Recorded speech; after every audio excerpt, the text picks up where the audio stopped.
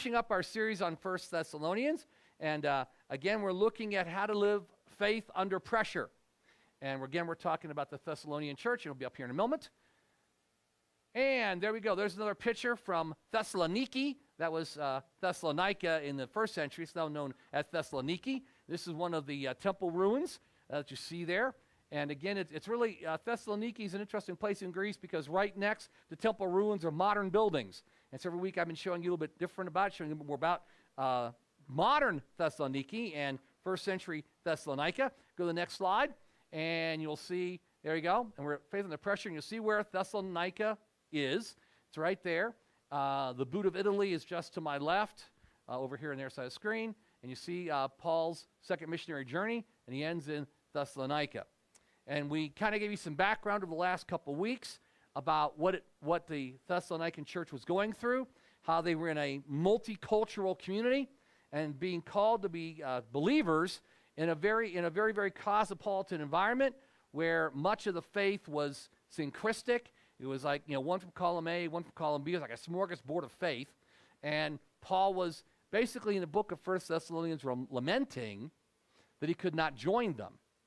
And then as he concludes the letter, he gives them some words of encouragement. Last week, we looked at that word of encouragement as far as what it meant to be pure and to be holy, and to do that as an individual.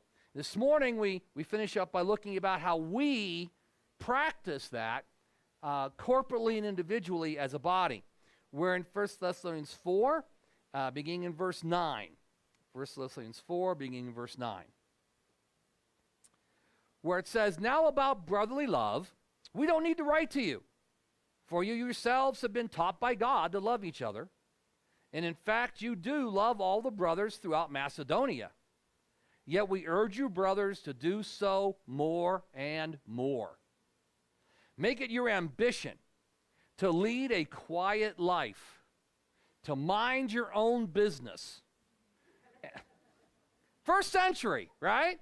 Okay, to mind your own business and to work with your hands, just as we told you, so that your daily life may win the respect of outsiders, and so that you will not be dependent on anybody. So he moves from talking about how to be holy to how to relate to each other. And he uses another wonderful Greek word. We are called to Philadelphia. No, not the city. We are called to that Greek word, Philadelphia, which basically means, which is literally translated in the NIV, it means brotherly love. It means to have an honest, sincere concern about one another. Not to be mere acquaintances, not to have that mere superficial kind of how you doing, but to truly have an honest, sincere concern for each other. And to make it a commitment to placing other people above yourself. Now that flies right in the face of our current culture. Flies right in the face of what we've all been experiencing. But I'm celebrating November 9th. I'm calling that Freedom from Election Day. It has become increasingly difficult to have a TV turned on or to read a newspaper with the kind of craziness that's been going on this particular election cycle. I'm beginning to have a new respect for the brethren of the early 20th century who basically said if you choose to have a life in politics, you'll be immediately disfellowshipped from the church. I'm beginning to understand why they did that. It has been a most troublesome election cycle with all kinds of things going on that honestly I've never seen before, and I think people older than me have never seen before. And I'm looking forward to that day when no matter who wins, at least it's over. And life in whatever form it's going to go on in can go on. Because we're not called to act that way. We're not called to talk that way. We're not called to treat each other that way. We're called, as followers of Jesus, to be different. And here Paul outlines the tenets of brotherly love. And the first thing he says is you're supposed to lead a quiet life. And we're going to talk a little more what that means. And then he says you're supposed to mind your own business. Now, it's funny to read that, 2,000 years ago and to have someone say, mind your own business. And we're going to flesh that out a little bit too. And then he says you should work with your own hands. And then the question becomes, well, why does that stuff matter? Why does it matter that we do this certain things and we do them a certain way? Well, because we're called to be Christ's witnesses. And witnessing, again, is not something you choose when you do it. Witnessing is not something that you choose when you do it. One of the things that happens in our home is we get our lawn service from time to time by a company, and of course every time they show up in a truck that's clearly labeled. And the people who walk up and do the lawn have a uniform, and they have a name badge, and that's how I know it's them, not some kid on the street coming in to destroy my lawn. And they have certain things that they're supposed to do, and certain ways that they're supposed to act, and certain behaviors they're supposed to have because they represent the company. And they have this clearly physical uniform. And they have this nice little truck that identifies who they are. So that when they're on duty, we all know they're on duty. Now, when they go home at the end of the day, and they take off the uniform, and they park the company truck, and they go home in their own vehicles, I have no clue how they act. I have no clue what they do. I have no clue what language they use. But see, as followers of Jesus, we don't have a uniform to take off. There is no public company truck and a private individual vehicle.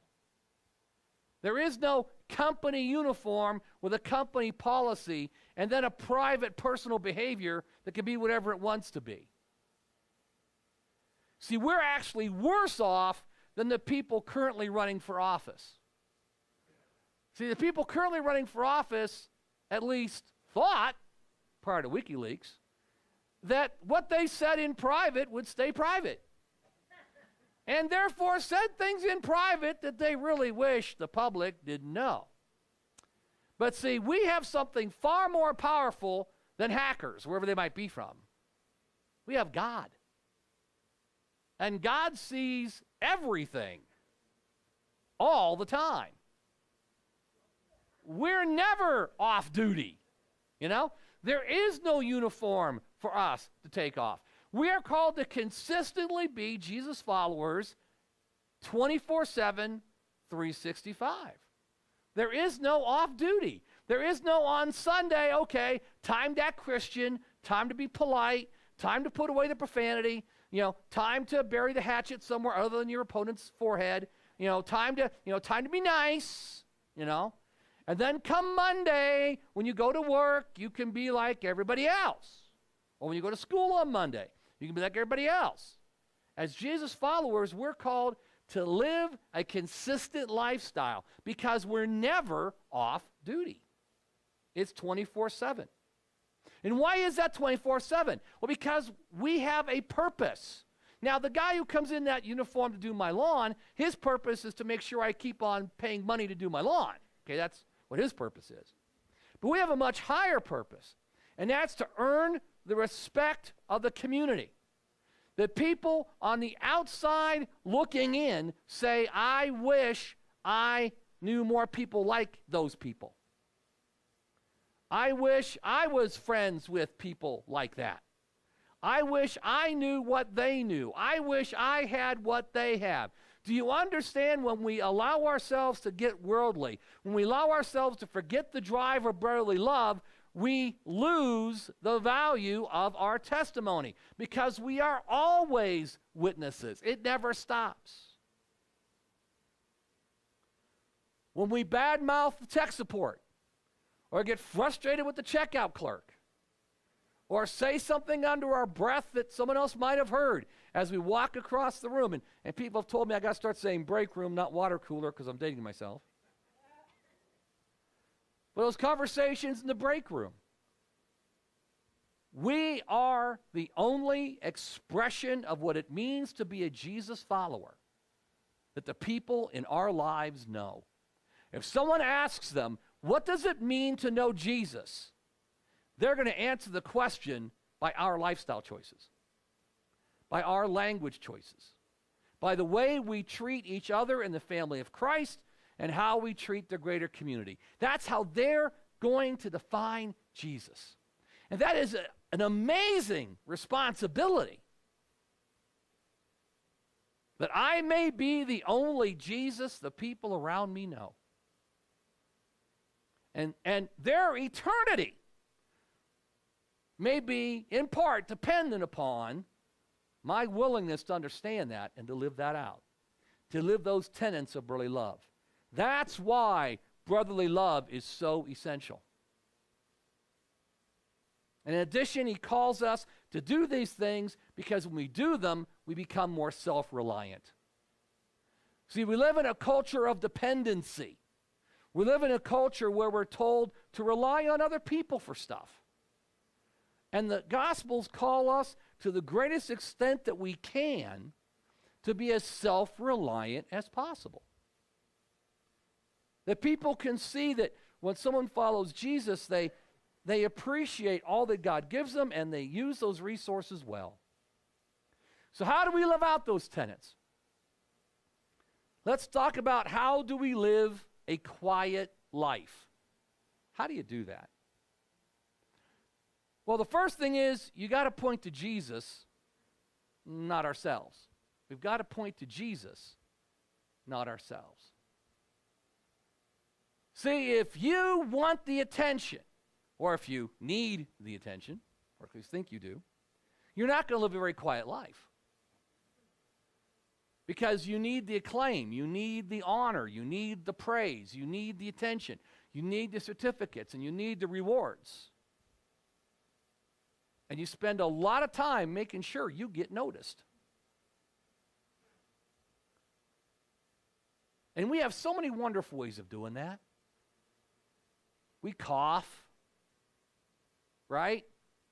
You know what I mean? You're in a room, and everyone's talking about everybody else, and no one's paying attention. You got, right?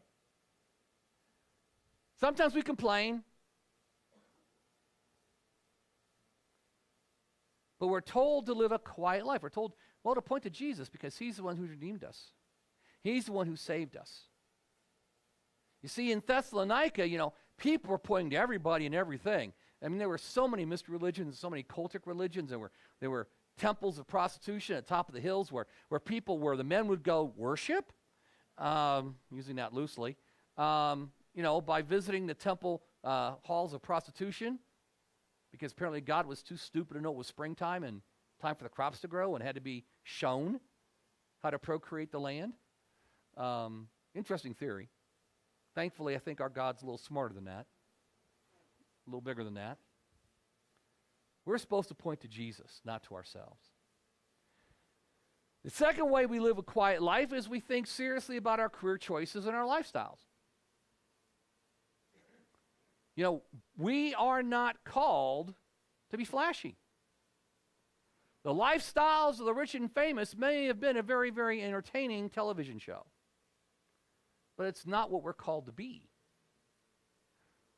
We're not called to draw unnecessary attention to ourselves. We're not called to shine a light upon ourselves.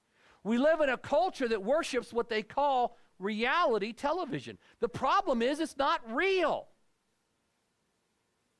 It's not real. I mean, think about how many shows right now, Survivor and Big Brother and, all those other crazy, and are they funny at times? Are they entertaining at times? Well, I guess. But let's be truly honest. What's going on there? A bunch of narcissistic, self-absorbed people who want their moment under the headlights. And please don't forget, they're getting paid to do it. Okay? Please don't forget, it's like watching Maury Povich, the things that people are willing to go on stage and publicly proclaim so they can get their 30 seconds of fame. That's not living a quiet life. Just saying. That's not living a quiet life. We're called to think about others before ourselves. And that means sometimes there's some interesting choices. Sometimes we've got to think about, what the kind of work we do and the kind of places we go and the kind of choices we make. We kind of have to think about them a little differently because we're called in everything we do and say to be a reflection of Christ. And that means, sometimes we may not get the big bucks, or sometimes we may not make the flashy choices because we realize it's not about the money. It's not about the fame, because fame and money are both fleeting. They're temporary. They don't last.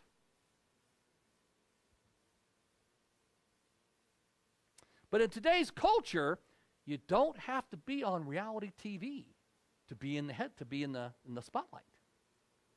You don't have to be a member of Survivor. You can just go on Facebook. You can just Twitter. You can just Pinterest. You can just Instagram. And do you realize that part of our Christian heritage, part of our Christian profile is every single word we've ever posted on social media? All of them. Every single photograph. Every single like. Every single comment. Because guess what? They never go away. Right now we have a presidential candidate who's dealing with issues that were committed 20 and 30 years ago. Don't think that's not going to happen to all of us. We have a responsibility as Jesus followers to make sure that our social footprint, we've got to be aware of it, that what we put on social media honors Christ. Now, that's not to say you can't have fun or that you have to be boring or dull. But you got to think about it. Because for some people, their understanding of who Jesus Christ is based upon your Facebook postings. How's that for scary?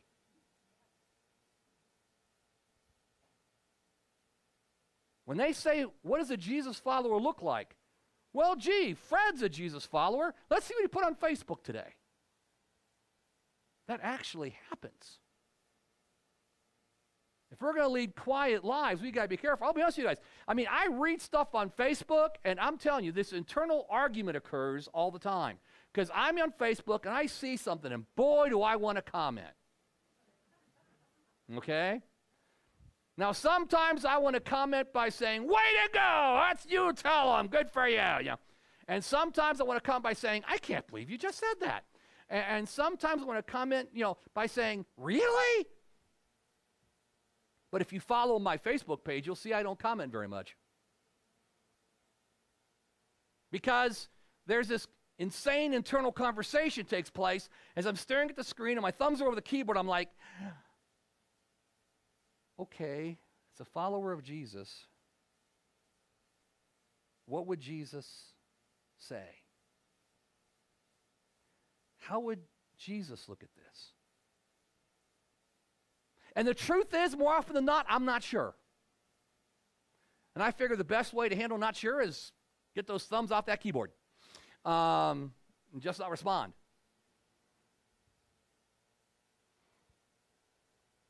Our social footprint in today's world really matters. It's become the way we identify each other. Becomes the way people know us. We talk about friending each other on Facebook and liking things.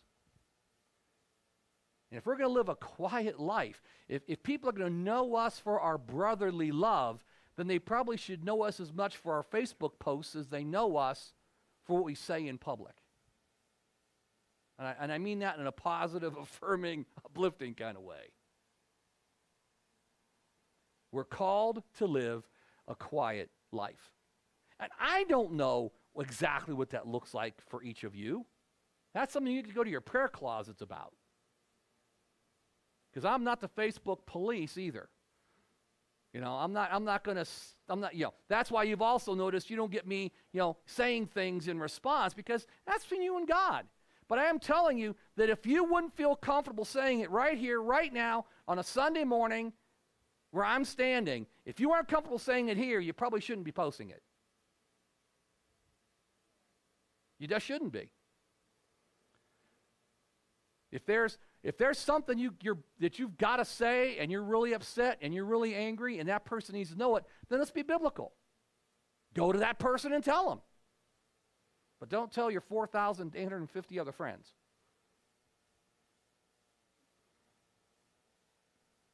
And I know, I'm stepping on toes, I know. But we got to remember that we're never out of uniform. There is no time we're not a follower of Jesus. Which goes right in the next section where Paul says, okay, live a quiet life. Number 2, he says, mind your own business. Seems a natural flow there. How do you mind your own business? How do you do that? Well, you start with something really easy. How about remembering the great commandment? Remember, the wise person remember, they go to Jesus and says, hey, Jesus, what's the greatest commandment? You know? And they start giving him a shop list, and Jesus says, here's the greatest one. Love the Lord your God with all your heart, mind, soul, and strength, and love your neighbor as yourself. You do that, and you've wrapped up all the rest of them. That's what it says in Matthew 22. And by the way, it also says it in Mark, also says it in Luke. I mean, it's kind of hard to miss. But it's the great commandment. That's how you mind your own business. You love your neighbor as yourself. You do unto others as you would have them do unto you. I mean, you really think about how this is going to affect the other person. And if you were them, would you want someone else to do to you what you're going to do to them? And more often than not, the answer is no. Because most of us, while we have this innate desire to get in other people's business, really wish other people wouldn't get in ours. And people who follow Jesus, do you understand? Sinners do not need to be told they're sinners. They got it. You don't need to tell people what they're doing wrong. People who are outside of the faith of Christ already know they're outside of the faith of Christ. You don't have to tell them. What they want to know is how do they stop being outside of the faith of Christ? And that's where your story comes in. That's how you get to share with them how you were once like that, but you found Jesus, and by the grace of Christ, you were saved by faith, and they can be too. And that's part of our testimony. See, we mind our own business by doing the simplest of things, by do what we know God desires. Now this one to me is just hysterical because I can't count the number of times people seem confused about what God's will is for their lives. I know I've talked about it before, but it never ceases to amaze me. That people are confused. I don't know what God wants me to do. I don't know where God wants me to do. I don't know, right? And they'll do all kinds of interesting things to try to find that out. And my first response is always, are you currently doing all the things you already know God wants you to do? Now, we all know the answer to that question. Right? See, we expect God to scream at the top of his lungs his will into our lives. Because we're so busy screaming and yelling our will to him that he has to yell to get over the background.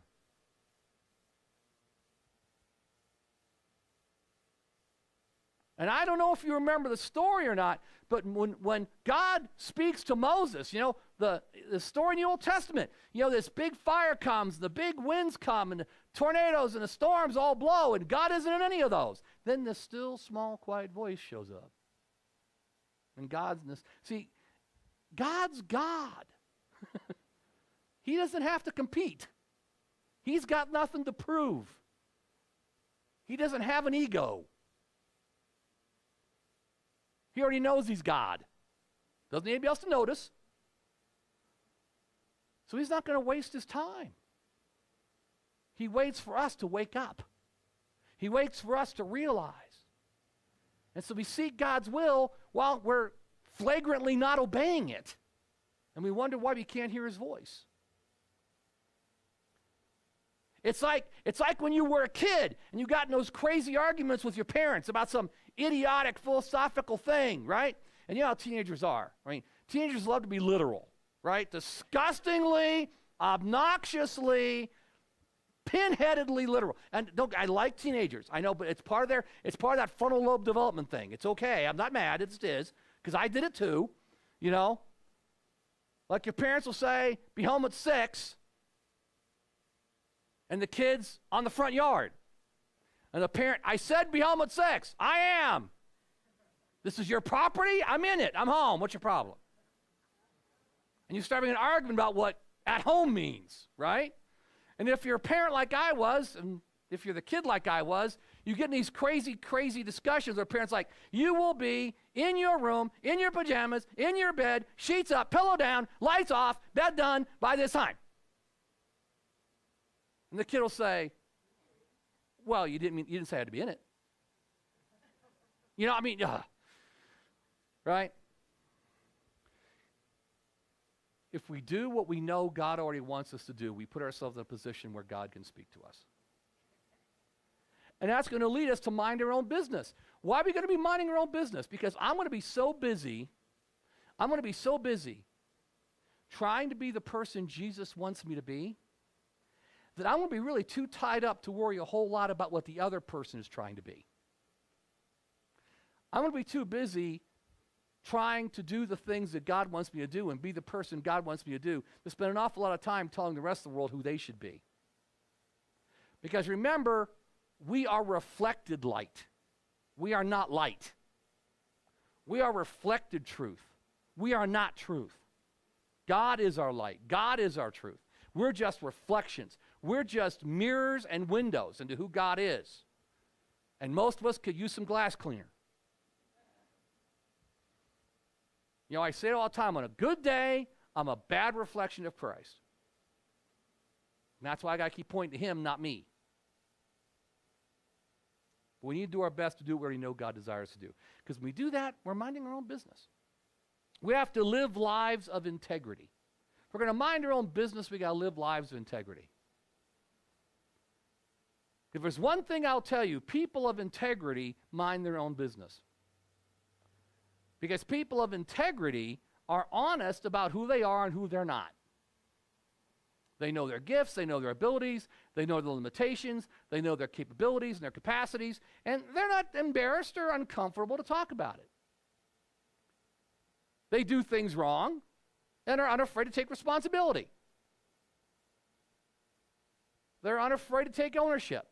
Because their self-esteem is not based upon what another human thinks. Their self-esteem is based upon their relationship to Jesus Christ. I am loved because God says I'm loved, not because some young thing that I see in school finds me attractive.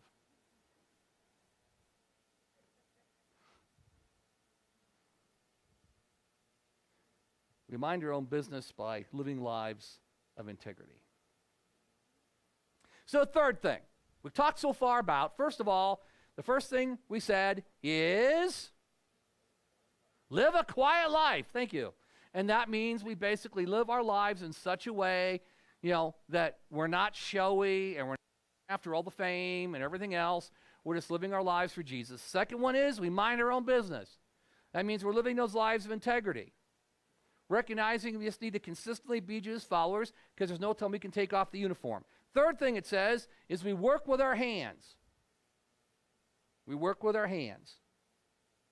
Now this one's pretty easy too. Now again, in the first century, it was primarily an agrarian culture. There was some trading, there was some light local manufacturing of type, kind of house things going on. So people worked, but they worked with their hands. There wasn't a lot of mechanization. It wasn't the digital age. Now when we say work with our hands, we mean on a keyboard, rather than actually making stuff sometimes. But the same principles still apply. The first one is you do our work with Jesus as our boss. Now, you want some backup for that, you can go to Ephesians 6. We're not going to go to it because we ain't got time. But look it up at home. You'll see it's there, Ephesians 6, 5-8. But it talks about whatever you do, do as unto the Lord. And he's talking about slaves and masters. Now, being a slave is not something that, people would choose necessarily. And again, remember, first century slavery had absolutely no correlation to American slavery pre-Civil War, okay? Entirely different system. When you talk about slavery in the Bible, you're talking more about a time of indentured servitude, because you weren't a slave for life unless the slave chose to be. All slaves were ultimately released and set free in Bible times.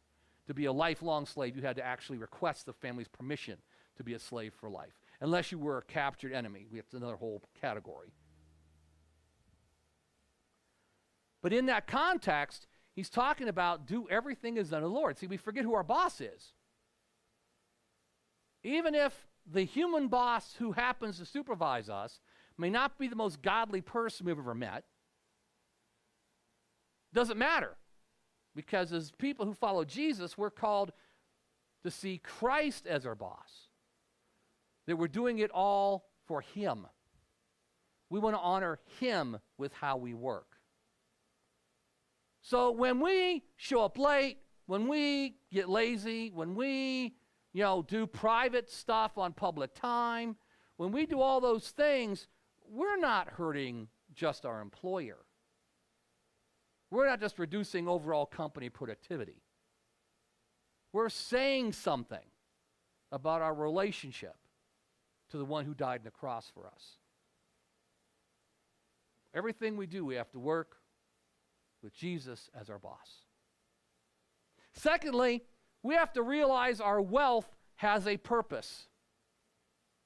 We have to realize our wealth has a purpose. Now, you want to back up for that? You can see it in 2 Corinthians 8, 13 through 15. Again, that's why I put it in your outline. You can take it home, look it up. You see, in the world, people gain wealth for basically two reasons. People gain wealth to, number one, feather their own nest, so they can get the cars and the boats and the ATVs and the trailers and the bigger houses that they never live in and everything else. Or, what considered a little higher, is they get the wealth so they can buy power and influence. Again, if you look at the current election cycle, you get what I mean. That wealth is a way of gaining power and a way of gaining influence. But as Jesus followers, our wealth has a different purpose. God blesses us for one reason and one reason only. One reason and one reason only. So that we may bless others in Jesus' name. Period. That's it. There is no other reason. If I can live in one bedroom, why do I need 15? If I have one driver's license and I can drive one car, why do I have 16 of them? Now, maybe someone's a car collector. I get that. Some of us, I think, are unintentional car collectors.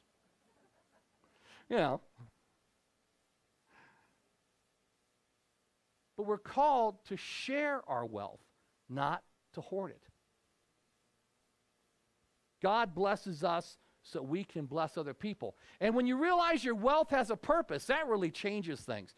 I mean, think about it. If you're a young couple or you're looking to buy a house and you're going to a bank and talking about a mortgage, which is, believe me, if you haven't done it yet, a terrifying experience.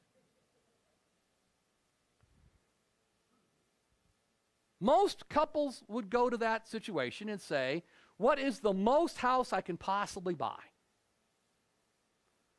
What is the most house I can buy? That'd be the question. How much house can I buy? How big can I make that payment? When you go to buy a car, right? Guaranteed. I've never met a car salesman, and if you have, you should thank him. I've never met a car salesman that says, well, tell me what your needs are, and let's find a car that simply meets your needs. No, what they say is, what kind of payment can you afford? And the one they come up with is always a few dollars higher. I don't know if you've noticed that or not. That's part of doing business. If anybody here works in used car sales, I'm not mad at you. It's just part of doing business. I get it.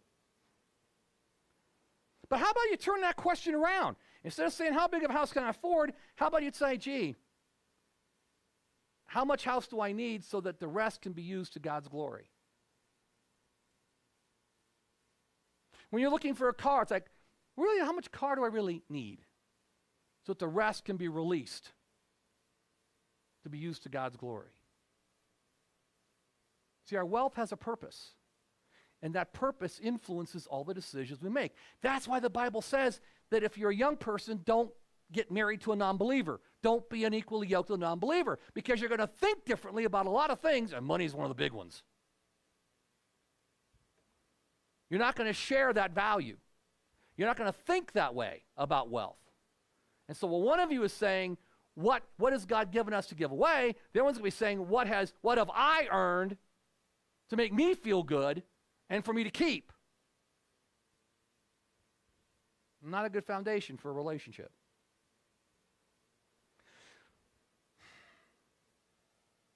One of the benefits in the first century is when people worked, they produced stuff. They actually produced things. And that gave you some satisfaction. It's hard, I think it's harder to get really excited about an Excel spreadsheet,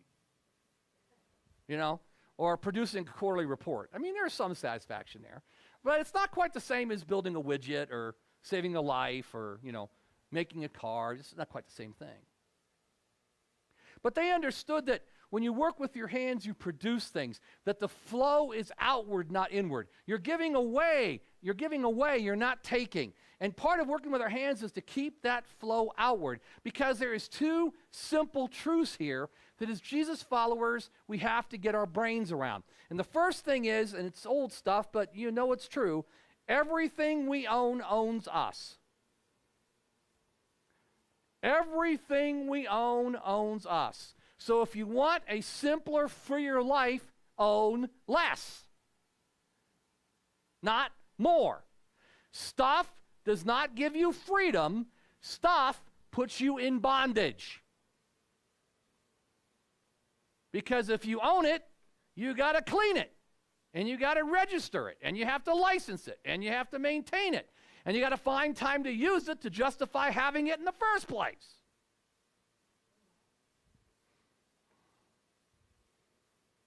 All of us know, as we live in our neighborhoods, RVs that never move. Right? Boats that haven't seen water in years. Right? And what are they? I think we should maybe, I think if something's been sitting in a driveway or a yard for longer than 5 years, I think you should probably bronze it. Because really what's become is an idol. It's just a temple. It's a temple to your consumption.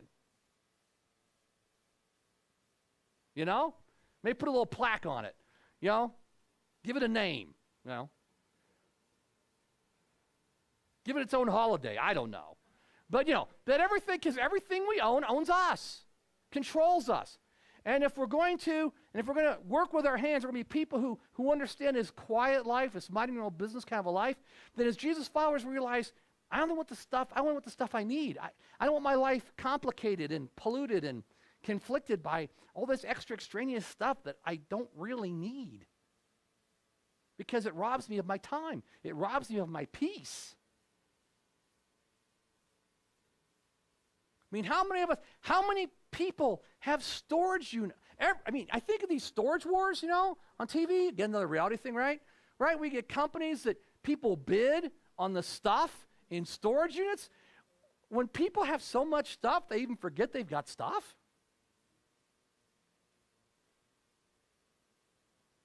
Or they got so much stuff, they can't even afford to store the stuff they have. It's like, what? People in the world are starving. We just had a storm go through Haiti and kill hundreds of people. People who were living in shacks and in tents because of the last bad storm from several years ago that they never recovered from. And we're auctioning off storage units that those people would kill to be able to live in.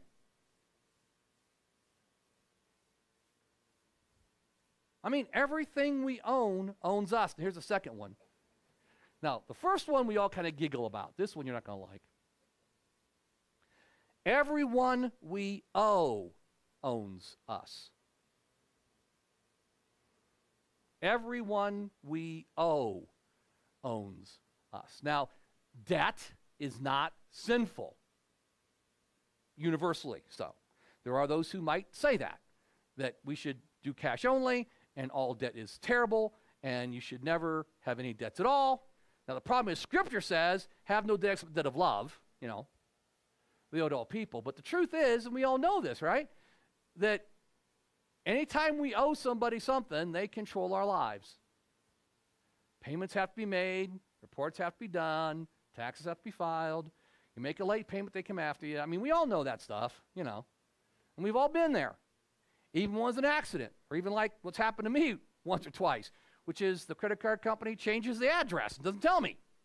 And I do it electronically, so I don't notice the address got changed. Next thing you know, I'm getting a late payment because they changed the address on me, and it went to some other place, and then it got to them like 3 weeks later, and they're charging me a late fee. And I'm like, could you put something on the thing that says the address has changed? And of course, they reply very politely, well, can't you read?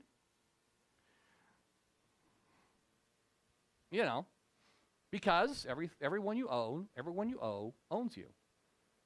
So we got to be careful about that. We got to be careful we live our lives. We do work with our hands. We pay for what we can afford. We're careful. And we realize, because if we do those things, if we do the things I'm talking about, mind your own business, live your quiet life, work your own hands, we're going to look weird. Back to that word again, we're going to look weird. And yes, I saw the Facebook post about the irony about the weirdness. I do read Facebook, okay? I thought it was cute. I do read Facebook. That was a cute one. That was cute. But there is that sense in which we're called to be weird. We are not called to fit in. In the first century church of Thessalonica, people were believing everything and anything. In the midst of that craziness, there was a small outpost of believers who were trying to remain true to Jesus. We're trying to say, I don't believe all this stuff. I believe this one thing. Christ and Him crucified for my sins.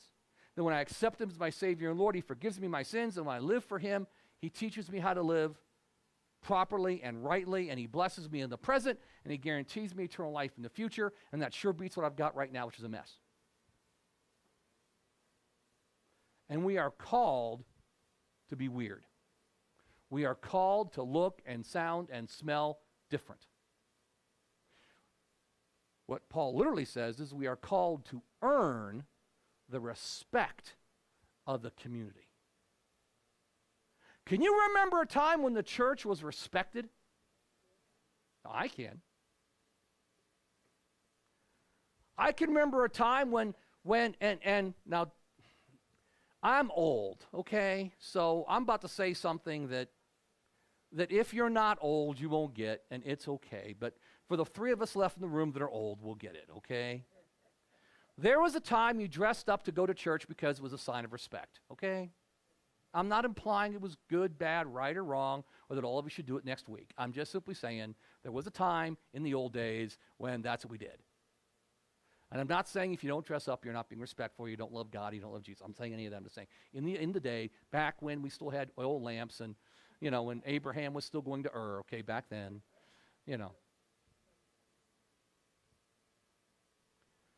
We're called to earn the respect of the community.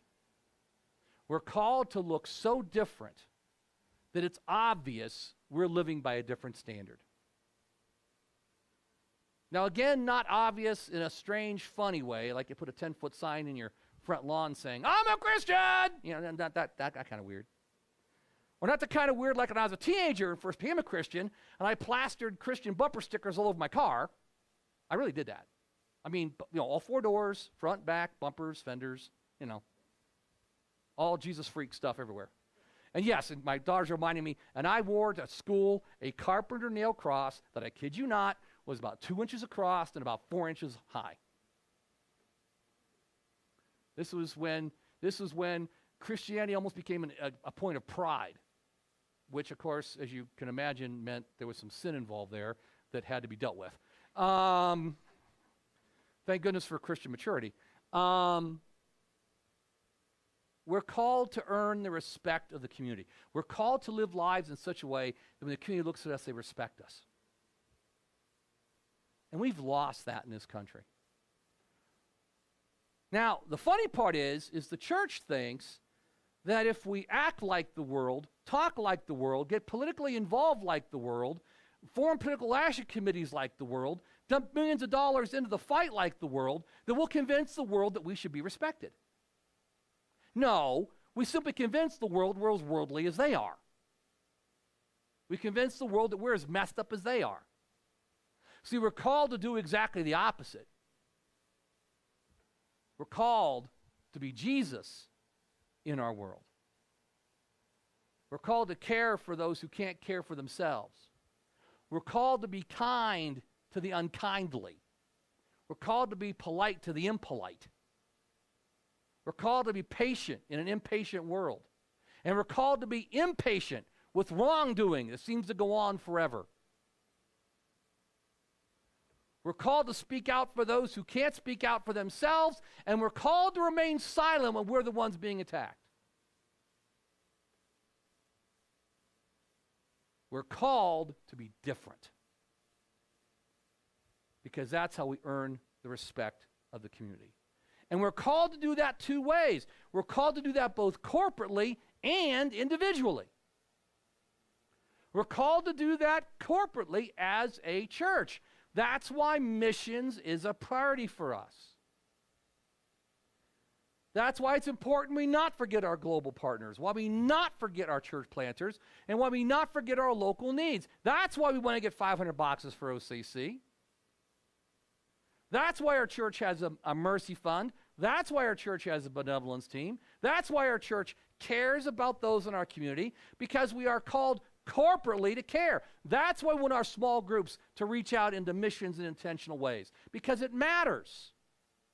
Because that's what Jesus would do. But we're also called to earn the respect of the community as individuals. Do you know what I think is really cool about this whole hacking thing? I'm just going to be honest with you. If somebody hacked my emails, there'd be nothing to find. I'm being honest. Because every email I write, I sit there, and I know Scott does too, and he and I have laughed about it. We'll write an email and delete it, and write another email and delete that. Write a third. About the fifth revision, we finally hit send. Because we ask ourselves, if this email was posted on a billboard on Del Range, would I be okay with everybody reading it? And if I wouldn't be, I don't send it.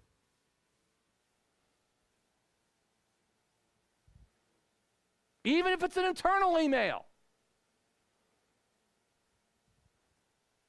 And of course, in today's world, who knows? I may be right. You may find it on the billboard in Del Range. That's possible in today's world.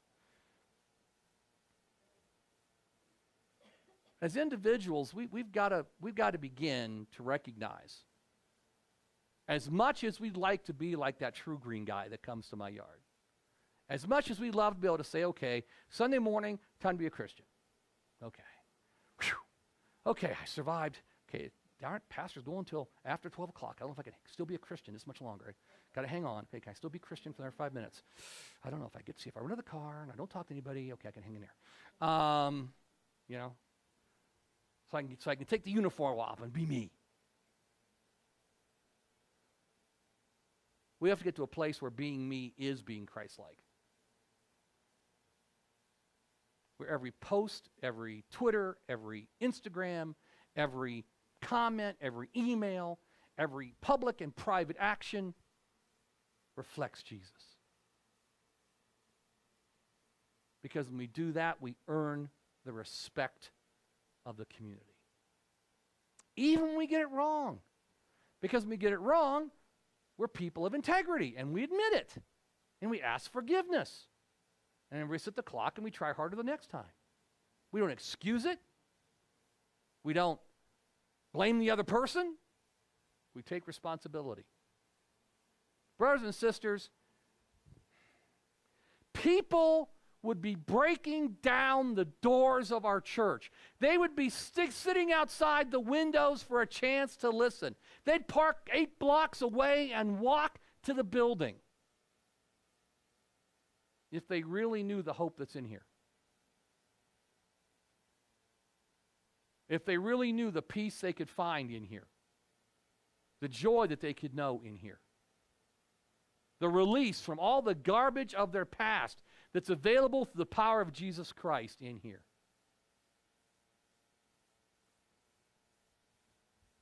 Less than 10% of the people of Laramie County ever darken the doors of any church anywhere, and that includes every religion. 9 out of 10 in Laramie County have absolutely no affiliation with any organized religious group, period.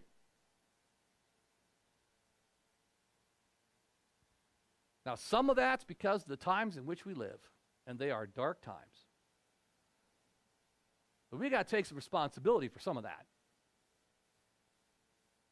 Because if they don't see a reason to come, they're not going to come. If they don't see something different in us from what they see in the other 9, they're not going to come. If we act, talk, think, and live just like they do, why bother to lose another 2 hours a week coming to some strange building to sing funny songs and read a book that's collecting dust on my coffee table? See? That's why we have to be different. That's why living under pressure, keeping your faith strong in a world that doesn't believe in it, requires us to live in brotherly love. Think about your life. Think about the things you do on a daily basis. Reflect on whether or not they pass the test. Do they fit into leading a quiet life? Do they fit into minding your own business? Do they fit into working with your hands? Do they fit into earning the respect of the community? There's a few things that don't quite fit. Choose today to live differently, to change those things. That what Paul promises could happen. That we would, so that your daily life may win the respect of outsiders, and so that you will not be dependent on anybody. Make a choice. Choose to live in brotherly love. Let's stand together as we